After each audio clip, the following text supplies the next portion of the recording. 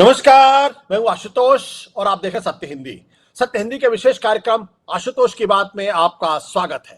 5 राज्यों के विधानसभा चुनाव के नतीजे आ गए, तो इन सब चीजों बात करेंगे प्रभु चावला जी से। न्यू इंडियन एक्सप्रेस के एडिटोरियल डायरेक्टर प्रभु चावला जी हमारे साथ हैं।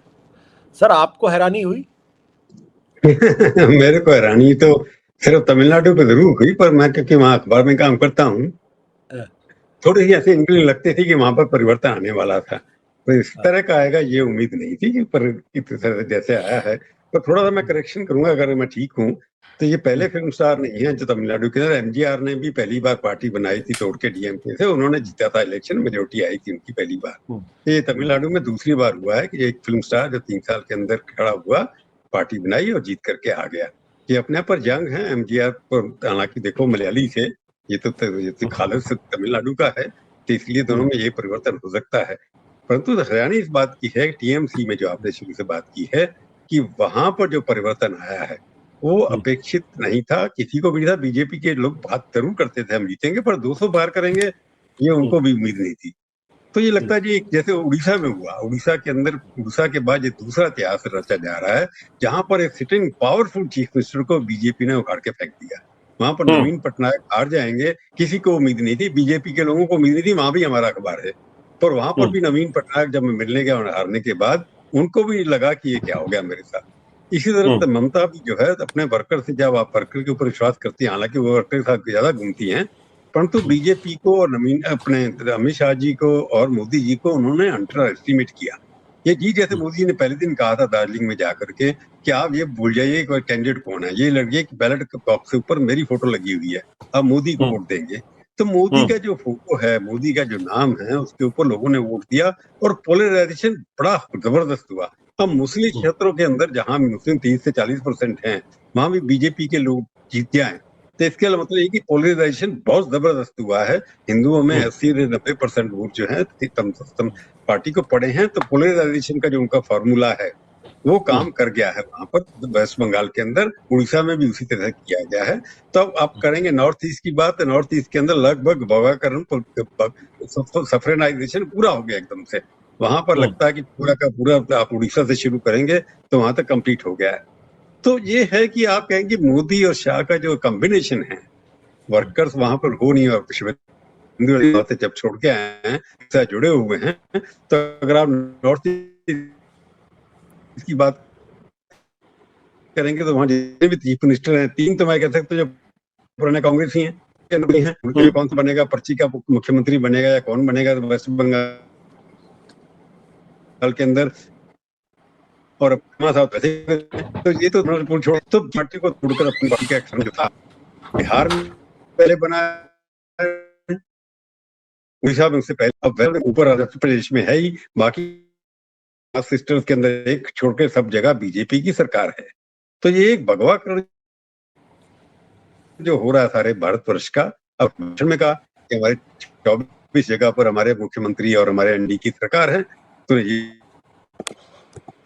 भी कहा कि कार्यकर्ताओं की जीत हुई है। तो ये एक एक्सपेंशनिज्म का, ये एक इंदिरा गांधी नेहरू के बाद पहली बार एक पार्टी आई है। तो श्यामा प्रसाद दिन के तक बंगाल पे कब्जा करना, ये अपने आप में एक आइडियोलॉजिकल मैसेजिंग भी है जो बीजेपी ने दी है। जी, आपने कहा आइडियोलॉजिकल मैसेजिंग भी है, बट ममता बनर्जी के बारे में तो लोग ये कहते थे कि बीजेपी का अगर कोई मुकाबला कर सकता है और कोई किला जो दरअसल अभेद्य है, क्योंकि वो बहुत ही एग्रेसिव लीडर है, वहां पे वो सरकार में थी, उनका जबरदस्त काडर भी है और उसके अलावा उनका संगठन भी मजबूत है, और उन्होंने महिलाओं को लुभाने के लिए बहुत सारे वायदे भी किए, बंगला अस्मिता की बात भी की, लेकिन उसके बावजूद हार जाना, कहाँ गलती हुई उनसे?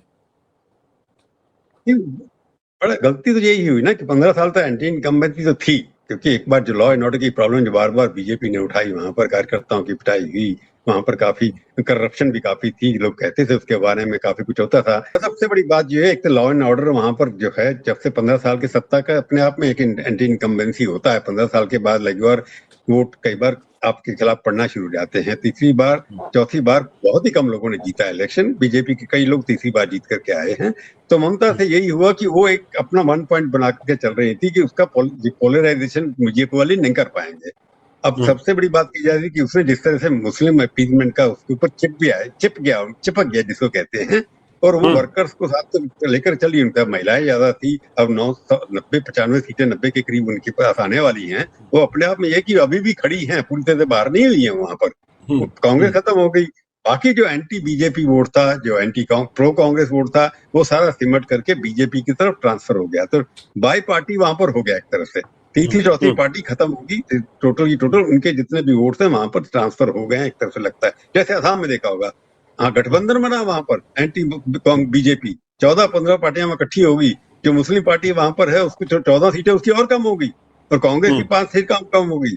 तो ये पोलराइजेशन जो हुआ है pro Hindu and anti Hindu forces के बीच में कर दिया है कि ये बाकी जो पार्टी बीजेपी प्रो हिंदू है और बाकी पार्टियां एंटी हिंदू हैं, उसका फायदा बीजेपी को हुआ। वेस्ट बंगाल के अंदर नैरेटिव बना, उसका फायदा हुआ है। गवर्नेंस पे लोगों ने वोट दिया नहीं दिया मैं इस पर नहीं जाऊंगा, परंतु पोलराइजेशन पे जरूर वोट दिया है।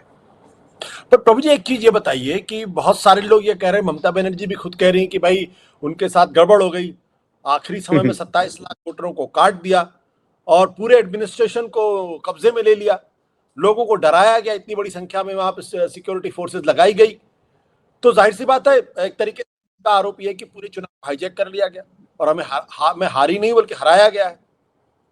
नहीं, तो जिस तरह से वहां पर सेंट्रल फोर्सेज पोस्ट की गई, आपने हर डिस्ट्रिक्ट के डिसिप्लिन को चेंज कर दिया, सब जगह किया। एक सरकारीकरण जो है, जहाँ का केंद्रीय फोर्सेज ने वहां पर काम किया, उसके ऊपर कोई अंकुश तो लगा सकता है। इसकी वीडियो मैंने पहले भी कहा था आपको कि अगर बीजेपी जीतेगी तो इलेक्शन कमीशन के ऊपर आएगा, उन्होंने जिता दिया।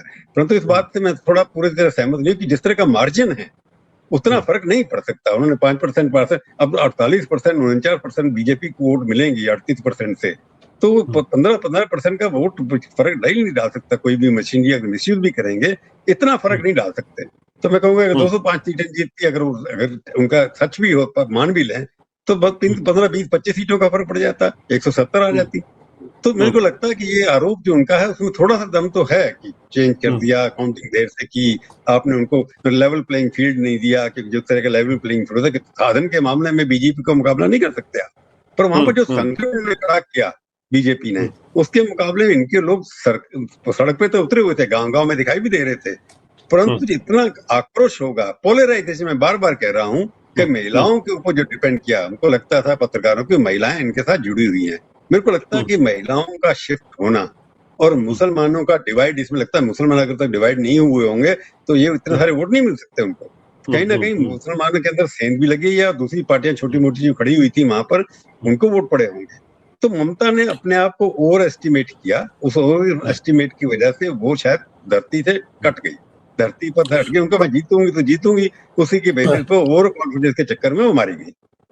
पर प्रभु ये बताइए कि क्या जो बार बार लोग कहते थे कि भाई बंगाल में तो हिंदुत्व तो नहीं चलेगा क्योंकि तो वो तो विवेकानंद की धरती है, वहां जय श्री राम का नारा नहीं चलता, वहां तो दुर्गा की पूजा होती है, वहां काली की पूजा होती है, वहां लोग नॉन वेजिटेरियन खाना खाते हैं, मछली खाते हैं, मांस खाते हैं। तो ये जो लोग कह रहे थे, यानी ये सब बातें झूठ थी। बिल्कुल है ना। काली की देखो जी, आज भी बीजेपी के दफ्तर में मच्छी खिलाएगी सबको जीतने के बाद, पूरा का पूरा वहां पर जो लगाया जश्न मनाया, उसके अंदर मच्छी खिलाएगी सबके सब। तो ये तो जैसे ना कल्चर वहां की है, उसके अंदर बीजेपी ने उसका फायदा उठाया और चुनाव प्रचार से उन्होंने शुरू किया, मच्छी लेकर जाते थे कैंडिडेट उनके हर कंस्टिट्यूंसी में। तो उससे भी उन्होंने एक नैरेटिव को बदलने की कोशिश की। बंगाल के अंदर सेकुलरिज्म है, ये बात उन्होंने फैलाई। परंतु मैं बार बार यही कह रहा हूँ कि इतने आप में मिस्ट्री है कि मोदी और शाह ने मिलकर के उस सेकुलरिज्म को आपने कैसे कम्युनलिज्म में बदल दिया। अगर मैं उसको वर्ड का यूज करूं, हिंदुओं का पोलराइजेशन इतना बड़ी मात्रा में वहां पर होना, इसका मतलब ये है कि हिंदुओं के घर के अंदर, हालांकि वोट भी करके हिंदुओं के 65% वोट हिंदुओं के कटे, उसके बावजूद हिंदू परिवार ने सब मिल करके वोट दिया। ये मैं कहूंगा कि हिंदुओं का पोलराइजेशन होना और महिलाओं का, जो महिलाएं ममता के साथ भी थी, वो इसलिए उनके साथ चली गई कि उनको लगता था कि अब यहाँ पर समय आ गया है कि पिछले 30, 35, 40 साल से बंगाल जो है मेन स्ट्रीम से कटा हुआ है, जहाँ पर हिंदू की बात होती है, राम राम श्री राम की बात होती है, बंगाल हमारे से आइसोलेशन होता जा रहा है। इसलिए मेन स्ट्रीम को बंगाली भद्र लोग भी ज्वाइन कर गया और लेबर भी ज्वाइन कर गई। और जो यहाँ से शिफ्ट करके लोग गए, लेबर 20-25 लाख छोड़ के गए हिंदुस्तान के बाकी भागों से वोट देने के लिए, तो ये लगता है कि सारे वोट भारतीय जनता पार्टी को जिताने के लिए गए थे वहां पर। बट प्रभु ये जो थोड़ा हम लोग असम के अंदर भी देखें तो क्या असम का भी असर था वहां पे, क्योंकि दोनों बॉर्डरिंग डिस्ट्रिक्ट हैं, एक दूसरे से जुड़े हुए डिस्ट्रिक्ट है, और वहाँ हिमंता बिश्व शर्मा ने जिस तरीके से हिंदुत्व को सामने रखकर पूरी पोलराइजेशन किया, बार बार मियाँ मियाँ कहा, तो क्या ये माने कि ये वो वक्त है जब भारतीय जनता पार्टी की ये इलेक्टोरल विक्ट्री के साथ साथ ये आइडियोलॉजिकल भी बड़ी विक्ट्री है, क्योंकि बीजेपी और आरएसएस की नजर लगातार जम्मू कश्मीर की बात अगर दो जगह थी तो असम में और बंगाल में थी, क्योंकि दोनों जगह मुसलमानों की आबादी 25% से बढ़ा के 35% तक है, तो ये उनके लिए एक बड़ी चुनौती के तौर पर थी। तो इन दोनों जगह जीत का क्या अर्थ आप निकालते हैं? नहीं, मैं बताना चाहता हूँ कि आरएसएस को मैं शुरू से जानता हूँ। शुरू से पिछले 50 साल के अंदर आरएसएस की टॉप लीडरशिप और आरएसएस की चिंतन जो होती थी नॉर्थ ईस्ट के ऊपर लगी हुई थी। नॉर्थ ईस्ट में उन्होंने बहुत काम किया, ट्राइबल एरियाज में उड़ीसा में काम किया, बिहार में किया, जो आज झारखंड है। पहले उनका ये था कि क्रिश्चियन मिशनरी जो हैं सारे के सारे नॉर्थ ईस्ट में बदलाव कर रहे हैं। सबसे पहले उन्होंने काम शुरू किया अरुणाचल प्रदेश में। आरएसएस के लोगों ने वहां पर स्कूल खोले, वहां जाकर के विवेकानंद सेंटर्स खोले, और वहां पर जो क्रिश्चियन परिवर्तन हो रहा था वो एकदम रुक गया। तो उनको वहां से नीचे उतरना शुरू किया। उनको लगा कि एक तो बांग्लादेश है, पाकिस्तान तब था उस जमाने के अंदर, एक मुस्लिम और क्रिश्चियन दोनों मिलकर के ये जो हमारी गर्दन है वहां काट देंगे और अलग कर देंगे देश से। तो आरएसएस वाले तो बहुत 50 साल से वहां पर काम कर रहे थे। तो जैसे अरुणाचल से करते नीचे उतरते आए तो आप देखते हैं कि हर जगह बीजेपी की सरकार बन गई है। तो आइडियोलॉजिकल एक्सपेंशन तो उनका हो रहा था, परंतु सेंटर में सरकार क्योंकि फेवरेबल नहीं थी, और बांग्लादेश से इन्फिल्ट्रेशन 71 में जो शुरू हुआ रुका नहीं, 2 करोड़ 3 करोड़ लोग उस वहां पर भी आ गए।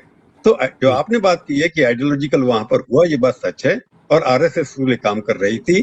परंतु क्योंकि जहां पर भारत के अंदर जैसे जैसे राम मंदिर बना, उससे हिंदुओं का जुड़ना बीजेपी के साथ एक मिशन बन गया था। हम भी हिंदू हैं, गौर से कहो हम भी हिंदू हैं।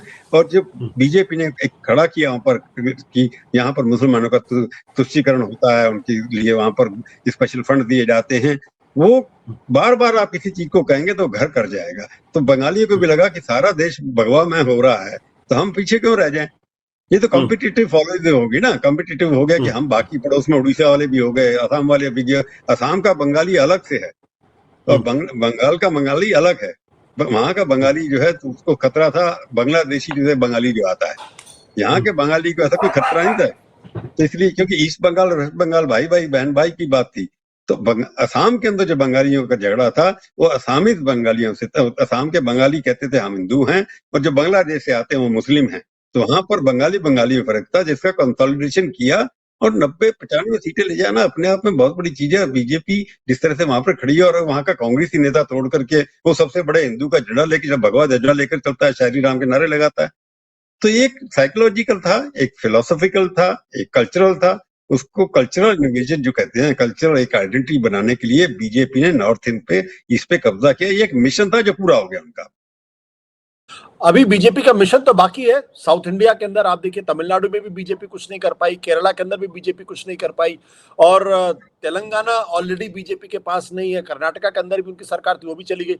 तो अगर आप ध्यान से देखें तो साउथ इंडिया में बीजेपी कहीं नहीं है। आंध्रा में भी वो है उनकी चंद्रबाबू नायडू के साथ सरकार, लेकिन उनकी प्रेजेंस नहीं है।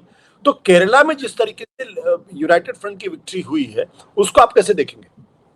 देखिए, अगर केरला देखें, साउथ इंडिया की जो कंपैरिजन कर रहे हैं आप, जैसे तमिलनाडु की में नहीं है, आंध्रा में उन्होंने कभी भी सरकार जब भी बनाई है, आंध्रा जगन नायडू के साथ मिलकर के बनाई, जब अनडिवाइडेड तो तब भी नायडू के साथ बनाई।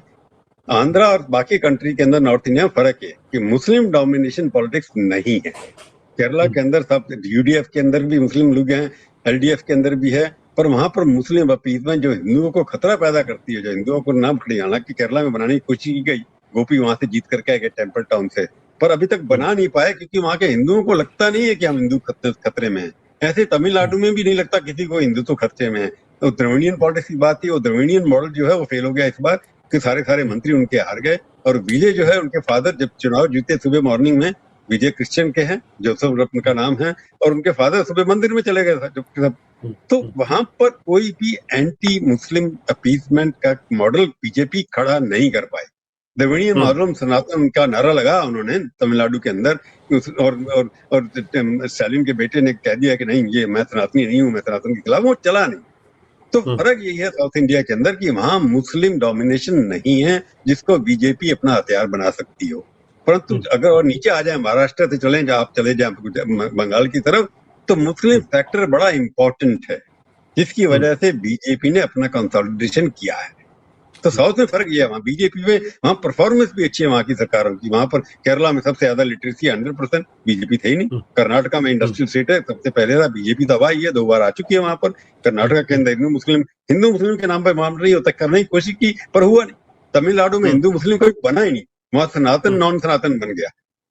आंध्रा में कभी कोशिश की, हैदराबाद के अंदर, वहां ज्यादा बनता नहीं है। इसलिए बीजेपी जहां पर मुस्लिम एजेंडा नहीं खड़ा कर सकती वहां पर नहीं होगी। और दूसरा, जहाँ कांग्रेस स्ट्रांग है, जैसे मध्य प्रदेश है, राजस्थान है, वहां पर भी एंटी मुसलमान खड़ा नहीं होता सेंटीमेंट, आप देखते हैं। तो इसलिए जहां पर एंटी मुसलमान नहीं है, और कांग्रेस बीजेपी की डायरेक्ट टक्कर है। हरियाणा में जीती बार वो जीत गए, मध्य प्रदेश में भी जीत गए, परंतु वहां पर कांग्रेस अभी टक्कर में है। अब रीजनल पार्टी साफ होती चली आ रही है, तो ऑल्टरनेटिव कांग्रेस ही बनने वाला है। ये बिल्कुल, मैं यही सवाल बल्कि मैं आपसे पूछने वाला था कि ममता और स्टालिन, दो बड़े रीजनल पार्टीज के स्टालवर्ड्स या रीजनल आइडेंटिटी के स्टालवर्ड धराशायी हो गए। तो अगर आप ध्यान से देखें तो नवीन पटनायक, अरविंद केजरीवाल, ममता बनर्जी, स्टालिन, तेजस्वी यादव, नीतीश कुमार भी अब मार्जिन पे पहुंच गए हैं, और अखिलेश यादव चुनाव 2 बार हार चुके हैं ऑलरेडी। तो अब बचा क्या? क्या रीजनल पॉलिटिक्स खत्म होने वाली इस देश के अंदर? देखो, रीजनल पार्टी जो एनालिसिस मेरे को लग रहा है, मैं जैसे आपने नाम लिया, अभी मैं सोच रहा हूँ इन पार्टियों का दोष क्या है। इन्होंने कांग्रेस से निकले, इनमें से कई लोग कांग्रेस के साथ रहे।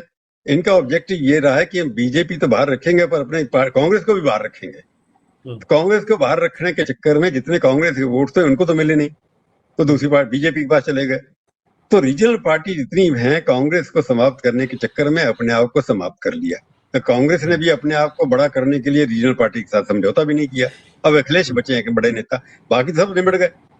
ममता भी खड़ी हुई है, परंतु ममता तो कांग्रेस से निकली हुई है, तो कांग्रेस के साथ मिलकर चलती है। वहाँ 6-7% जो मिले हैं कांग्रेस के वोट सारे मिला करके, सारी कॉन्स्टिट्यूंसी में खड़े हुए हैं, शायद उसका फायदा होता।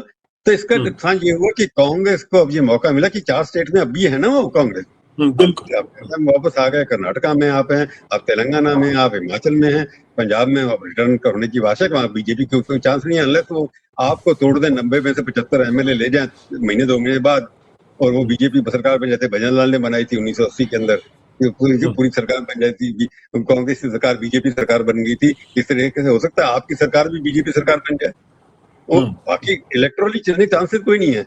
तो मेरे को लगता है जितना रीजनल पार्टीज ने अपने आप को नुकसान किया बीजेपी के साथ मिल करके या कांग्रेस को अलग करने के बाद, ये मेरे लगता है ऑपोजिशन डेमोक्रेसी के लिए ठीक नहीं है। पर अल्टीमेटली मुझे लगता है कि we are heading towards 2 party domination again.